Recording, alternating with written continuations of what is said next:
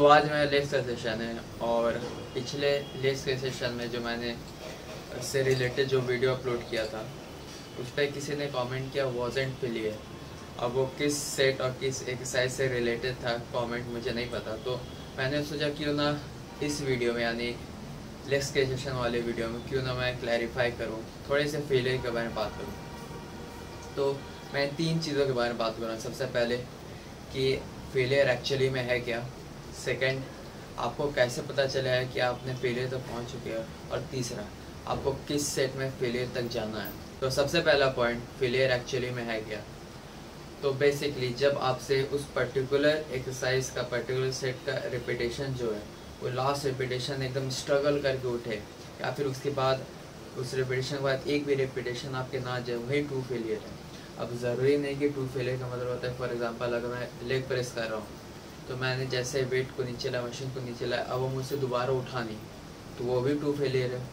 और अगर मैंने लास्ट स्टेप को एकदम स्ट्रगल के साथ पुश किया, 2-3 सेकेंड टाइम लगा मुझे उसे ऊपर ले जाने में उस पर्टिकुलर मशीन को, तो वो भी ट्रू फेलियर है। ऐसा नहीं कि अगर आप लेग प्रेस करें तो दोबारा आपसे मशीन ऊपर नहीं होता, वही ट्रू फेलियर। अगर स्ट्रगल करके भी वेट जा रहा 2-3 सेकेंड लेके, तो वो भी ट्रू फेलियर है।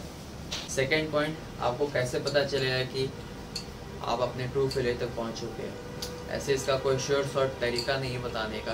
अगर आप बिगिनर हो तो आपको एक्चुअली में नहीं पता रहे कि आपका फेलियर क्या है, क्योंकि आपने अपने आप को कभी उतना पुश नहीं किया पहले। ऑब्वियसली अभी जिम में आप फ्रेश हो, अनटिल अनलेस कोई आपको गाइड कर रहा हो, कोई आपको सिखा रहा हो कि हाँ ऐसे पुश करना है, ऐसे पुश करना है, ये ओवर और पीरियड ऑफ टाइम आपको खुद फिगर आउट करना होगा कि आपने ट्रू फेलियर तक कैसे पहुंचते हो। आपको तभी पता चलेगा कि आपका ट्रू फेलियर एग्जैक्टली है क्या। और जो थर्ड पॉइंट है, यानी कि आपको किस सेट में फेलियर तक जाना चाहिए।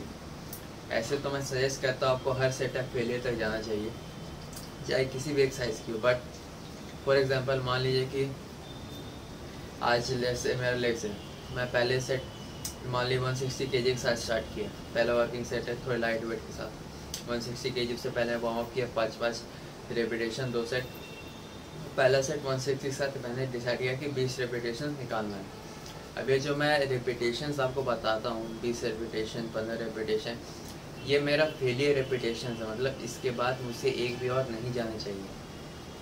अब मैंने लगा 160 kg का, अब 20वें रेप के बाद मुझे लग रहा है कि मेरे पास और 5 या 6 रेप करने का एनर्जी है, बट क्या मुझे 5-6 रेप एक्स्ट्रा करने चाहिए? तो जवाब है नहीं। क्यों? क्योंकि लेग प्रेस एक ऐसी एक्सरसाइज जो आपके लेग्स की स्ट्रेंथ और मसल दोनों को बढ़ाता है। ये मैं आइसोलेशन फ्लैक्स कंपाउंड एक्सरसाइज में इसे लेता हूँ लेग प्रेस को। तो आप पहले सेट में अगर 25-30 रिपीटेशन करने लगोगे तो वो हाइपोट्रोफी का गोल छोड़ के वो आपका एंड्योरेंस ट्रेनिंग की तरफ चला जाता है। और अगर आपका गोल है हाइपोट्रोफी मसल गेन, तो उतने हाई रिपीटेशन 15-30 रिपीटेशन वो भी लेग प्रेस में जाना मैं सही नहीं समझता। कुछ एक्सरसाइज ऐसी हैं जिसमें आप जा सकते हो 25-30 रिपीटेशन तक, जैसे लेग एक्सटेंशन हो गए, हैमस्ट्रिंग कर्ल्स हो गए, सीटेड या फिर लाइंग हैमस्ट्रिंग कर्ल्स उनमें भी, या फिर काफ रेजेस हो गए। इनमें आप 25-30 रिपीटेशन तक जा सकते हो, 3-4 सेट, कोई दिक्कत नहीं है। लेकिन अगर आप वेट को थोड़ा बढ़ा के अगर आप अपने फेलियर को अचीव करते हो 20वें रिपीटेशन पे, तो बेहतर तो वही है ना कि हेवी वेट के साथ आप 15-20 रिपीटेशन पे फेल कर रहे हो, ज़्यादा बेहतर तो वही ऑब्वियसली। तो आपको किस सेट में किस एक्सरसाइज में फेलियर तक जाना है ये आपको पता होना चाहिए। ऐसा नहीं कि पहले सेट में आपसे किसी वेट के साथ अगर 30-40 रिपीटेशन जा रहे हैं तो उसी में आपको सारा कर देना है, क्योंकि अगर आप ऐसा करोगे तो आपके बाकी के सेट्स, बाकी एक्सरसाइज काफ़ी ज़्यादा अफेक्ट होंगी, उनमें आप कुछ नहीं कर पाओगे, क्योंकि आपने पहले ही सेट में अपनी एनर्जी इतनी ज़्यादा वेस्ट कर ली है। और लेग प्रेस में जैसे मैं पहले सेट में 20 रिपीटेशन जाता हूँ, ज़रूरी नहीं कि हर किसी को 20 तक ही जाना है। वो मैं पर्सनली प्रीफर करता हूँ 20 तक जाना, क्योंकि मुझे ऐसा लगता है कि 5-6 सालों से ट्रेनिंग करने के बाद मेरी बॉडी को थोड़े से ज़्यादा माउथ की ज़रूरत पड़ती है, थोड़े से हाइयर रिपीटेशन के लिए आना पड़ता है पहले सेट में। वरना अगर आप 15, 12 और 8 इस तरह के रेंज पे भी काम करो लेग प्रेस में तो सही है। बस फॉर्म पे ध्यान दीजिए और मेक श्योर कीजिए कि आप अपने फेलियर तक जा रहे हो। और मैं ये ज़रूर कह सकता हूँ कि मैं अपने हर सेट, हर एक्सरसाइज, हर रिपीटेशन को फेलियर तक लेके जाता हूँ, चाहे वो कोई भी बॉडी पार्ट हो। क्योंकि अगर मैं नहीं लेके जाऊँगा तो मैं घर आकर कभी शांति से बैठ ही नहीं सकता, मेंटल पीस मुझे कभी नहीं मिलेगी। क्योंकि वो मेरे माइंड में हमेशा घूमते रहेगा कि अरे इस सेट में मैं इतना पुश कर सकता था और इतने रिपीटेशन आ सकते थे, और बट मैंने वो किया नहीं। तो इसलिए मैं ये मान ही नहीं सकता कि मैं फेलियर तक ट्रेन नहीं करता हूँ। सो आप लोगों को मैं एक और चीज़ बताना चाहता हूँ। ऐसे तो मैं बहुत चिल इंसान हूँ, एकदम मतलब चिल रहता हूँ। मुझे ना जल्दी गुस्सा आता है, ना मैं जल्दी किसी भी चीज़ से ऑफेंड होता हूँ। चाहे मुझे कोई किसी भी चीज़ क्रिटिसाइज करे, कुछ भी बोले, मैं जल्दी ऑफेंड नहीं होता, ना मैं पलट के जवाब देता हूँ। बट एक दो चीज़ ऐसी है जिससे मुझे बहुत जल्दी गुस्सा आता है और बहुत जल्दी मैं हाइपर हो जाता हूँ। एक तो है कि अगर मेरा जो दिन का रूटीन है, अगर मैं सुबह 6 बजे उठ रहा हूँ डेली, किसी भी कारण से मान लीजिए मेरी नींद खुली 8 या 9 बजे, तो ऑब्वियसली मेरे बाकी के दिन के जो काम है, जो ब्रेकफास्ट है, जो जिम जाने या फिर कुछ भी है, वो सब भी लेट होगा ऑब्वियसली। तो एक वो रीज़न, उसके कारण मैं ऑफेंड होता हूँ काफ़ी। दूसरा है वो है अपने मील्स को लेके। अगर मुझे मील अपने जो पर्टिकुलर टाइम है उस पर नहीं मिला, या फिर किसी भी कारण से मैं अपने मील को कंज्यूम नहीं कर पाया, तो मैं बहुत जल्दी गुस्से में आ जाता कि अपने मील को मिस कर रहा हूँ, टाइम हो गया मेरे मील का, मैं मील नहीं ले पा रहा हूँ। और आई थिंक जितने भी हार्डकोर ऐसे जिम गोवर्स है या फिर एथलीट है जो प्रॉपर एक ऐसी लाइफ जीते हैं, अपने डाइट को लेकर इतना सीरियस, जिम जाना है, एक डिसिप्लिन लाइफ जीनी है, वो सब मुझे लगता है काफ़ी रिलेट कर पाएंगे इस चीज़ से। जो प्रॉपर ऐसे बॉडी बिल्डिंग में है या फिर पावर लिफ्टिंग में है, उन्हें पता होगा कि डाइट जब सही टाइम से नहीं मिलती या फिर मिस होती है तो कितना बुरा लगता है।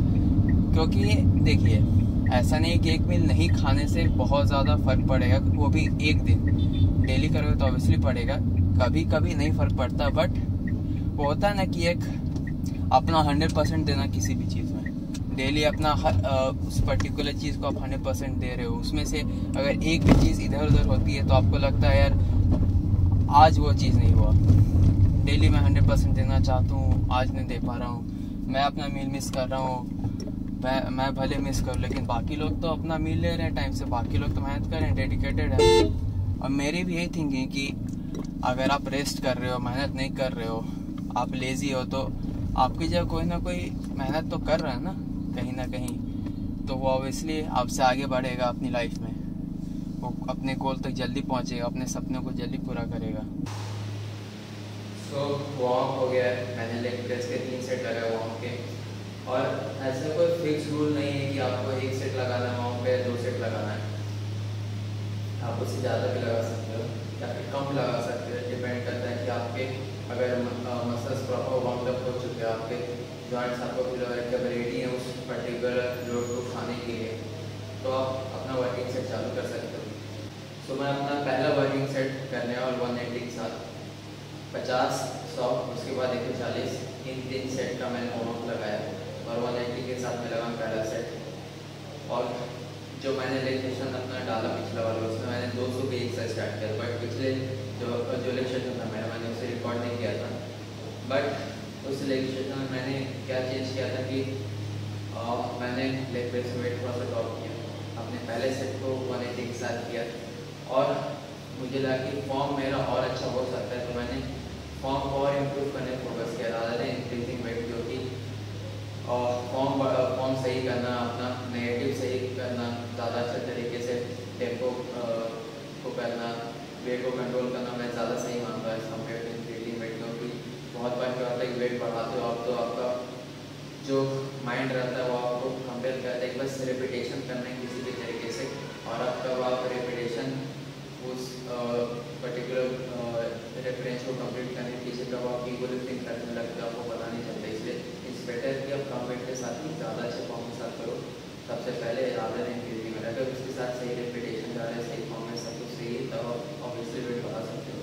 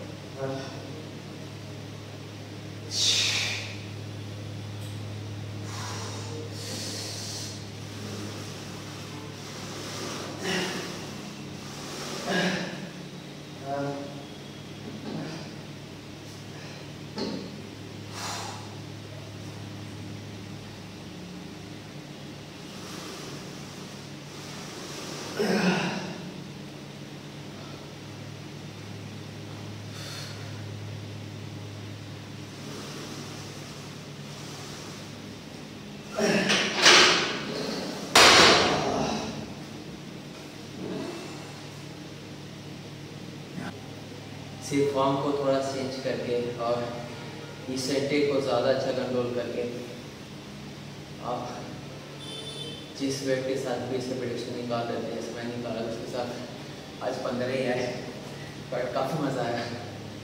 पूरा पैर मैंने अपने चेस्ट तक टच किया और नीचे हल्का सपोर्ट लेके पुश किया, तो ठीक है। पहले से 15 गया, मैं 10 kg बढ़ाऊँगा, उसके साथ 12 और 12 सही से आया है 190 के साथ, तो 200 करूँगा, 200 का फिर 6 से 8 रेपिटेशंस।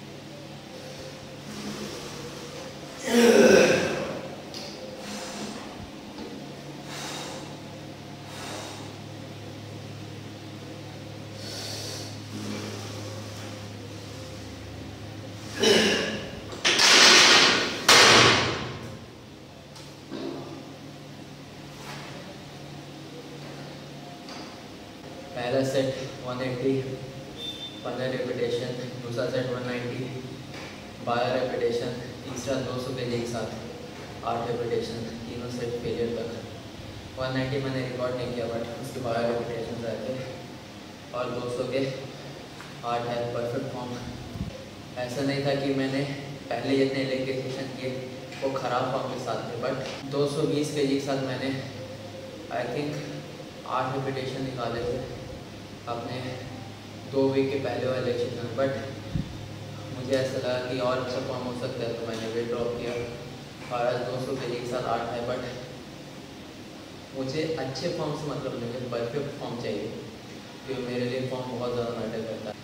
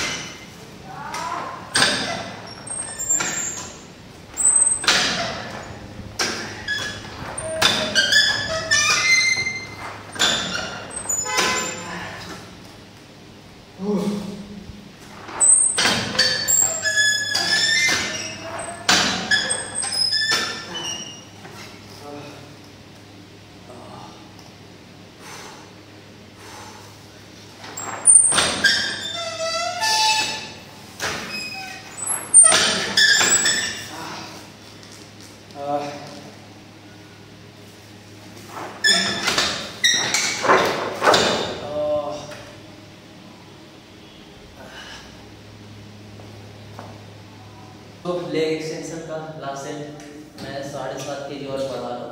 7.5 के प्लेट्स लगे हुए थे पहले भी सारे, पहले 3 प्लेट 7.5, फिर उसके बाद 4 प्लेट 7.5 और अभी एक और 5 और 2.5 kg लगा मैंने, तो टोटल 5 प्लेट 7.5 kg है।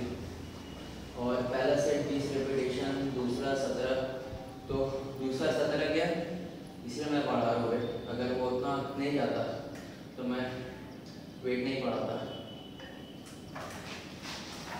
तो इससे पहले वाला सेट काफ़ी अच्छा गया, काफ़ी कंट्रोल करके मैंने किया, तो इसलिए भी मैंने वेट बढ़ाया। अगर वो कंट्रोल करके नहीं होता, जल्दी जल्दी मैं करता तो ऑब्वियसली वेट नहीं बढ़ाता। और मैं आप लोगों को यही बोलता, अगर आपने कोई पर्टिकुलर सेट किया काफ़ी अच्छे फॉर्म के साथ, रिपीटेशन ज़्यादा जा रहे हैं, वेट बढ़ाओ तो बिना सोचे। सब कुछ आपने सही किया है, वेट बढ़ाओ। उसके साथ भी अच्छे फॉर्म के साथ करो, देखो कितने रिपीटेशंस आते हैं। अगर उसके भी ज़्यादा आ रहे हैं देन अगेन वेट बढ़ा दो।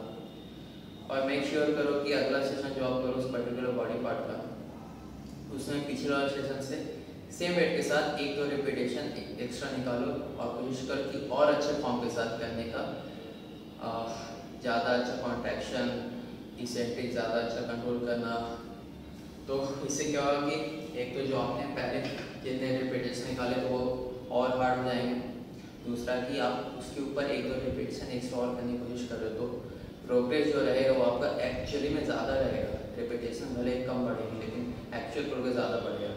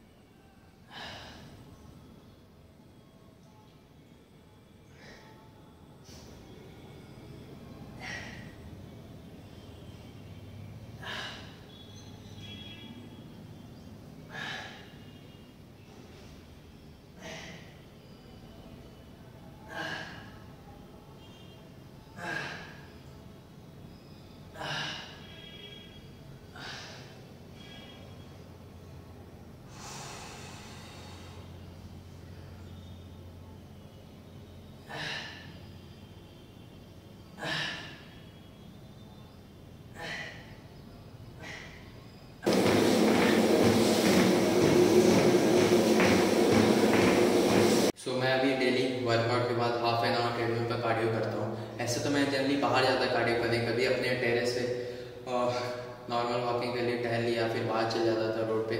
बट अभी बारिश का मौसम है तो बारिश हो जाती है, मेरा कार्डियो हैम्पर हो रहा था, इसलिए मैं वर्कआउट के बाद ही कर लेता ताकि मुझे शाम होने के साथ अपना कार्डियो करने का टेंशन ना रहे, स्टेप्स को कंप्लीट करने का टेंशन ना रहे। और मैंने देखा है कि लोग कार्डियो को बहुत ज़्यादा ही डिमोनाइज कर दिए हैं। उन्होंने कार्डियो को इतना बुरा बना दिया कि कार्डियो मत किया करो, कार्डियो से मसल लॉस होता है, आपका मसल गेन नहीं होगा, बल्कि में कार्डियो नहीं करना चाहिए। तो क्या ये स्टेटमेंट सही है कि बल्कि में कार्डियो नहीं करना चाहिए, बस कटिंग में करना चाहिए? तो इसका जवाब है हाँ भी और नहीं भी। मैं बताता हूँ कैसे। तो कार्डियो भी अलग अलग तरीके के होते हैं। एक तो नॉर्मल वॉकिंग जो मैं करता हूँ, एक रनिंग, साइकिलिंग जो कि सबसे कॉमन है। तो बहुत सारे लोग जो रनिंग करना चाहते हैं, उन्हें बोला जाता है कि रनिंग मत करो, आपका मसल लॉस होगा, मसल गेन नहीं होगा, अभी बल्क करो, ये सब छोड़ दो। तो मैं बस इतना बोला कि आपका वेट गेन, वेट लॉस सब आपके कैलोरीज पे डिपेंड करता है। आप दिन के कितने भी किलोमीटर्स रन कर लो, 1 घंटा रन कर लो, 2 घंटा रन कर लो, अगर आप अपनी मेंटेनेंस कैलोरी से ज़्यादा खा रहे हो तो आपका ऑब्वियसली वेट गेन होगा। कम खा रहे हो तो आपका वेट लॉस होगा। As simple as that. इसमें तो कोई शक नहीं है कि ये रियलिटी, ये फैक्ट है। बट प्रॉब्लम कहाँ स्टार्ट होती है? जब आप रनिंग करते हो तो आपका मसल्स बहुत ज़्यादा इन्वॉल्व होता है, आपके बैक, आपके लेग, स्पेशली क्वाड्स, और सेम साइकिलिंग में भी आपके क्वाड्स वगैरह बहुत ज़्यादा यूज़ होते हैं। तो ऑब्वियसली आपके मसल्स यूज़ होंगे तो आपके वेट ट्रेनिंग को हैम्पर करेंगे, आपके मसल्स फटीग रहेंगे। पहले तो जिम में जाके जितना पहले इंटेंस ट्रेनिंग करते थे, जो वेट लिफ्ट करते थे, ऑब्वियसली उतना लिफ्ट नहीं कर पाओगे। नो मैटर आप कितने कैलोरीज खा रहे हो, जब आपके मसल्स ही फटीग हो रहे हैं तो आप कैसे लिफ्ट करोगे? तो लिफ्ट नहीं कर पाओगे उतना, तो ऑब्वियसली स्ट्रेंथ थोड़ा सा ड्रॉप होगा। स्ट्रेंथ ड्रॉप होगा तो मसल की जो हार्डनेस थी पहले, वो थोड़ी सी कम हो जाएगी आपकी। तो ऐसे डायरेक्टली कोई इम्पैक्ट नहीं करता आपका रनिंग या फिर कि कोई फॉर्म ऑफ कार्डियो आपके वेट ट्रेनिंग को, बट यस इनडायरेक्टली करता है। और ऐसा नहीं कि आपको कार्डियो नहीं करना चाहिए। मैं तो सजेस्ट करता हूँ सभी को कि नॉर्मल वॉकिंग करो, थोड़ा हाइयर पेस पे करो वॉकिंग। डेली के हाफ एन आवर 45 मिनट्स बहुत है, क्योंकि आप अपने मसल्स को, जो आपके बाहर के मसल्स है, बाइसेप, ट्राइसेप, इन सबको तो आप वेट लिफ्टिंग करके ट्रेन करते हो, स्ट्रॉन्ग बनाते हो। बट आपका जो हार्ट है, आपका सबसे इंपॉर्टेंट मसल बॉडी का, आप उसे कैसे ट्रेन करोगे? ऑब्वियसली आपको कार्डियो करना पड़ेगा।